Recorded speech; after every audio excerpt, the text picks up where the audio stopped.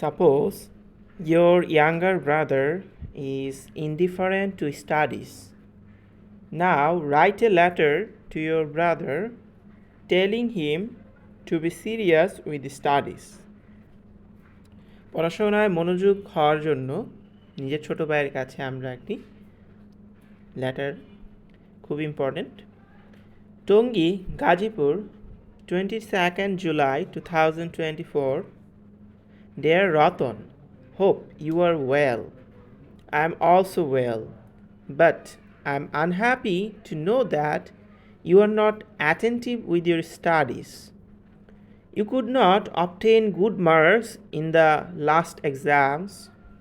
You should keep in mind that the good students are loved by all. So be attentive with your studies. You have to make a good result in the next exams.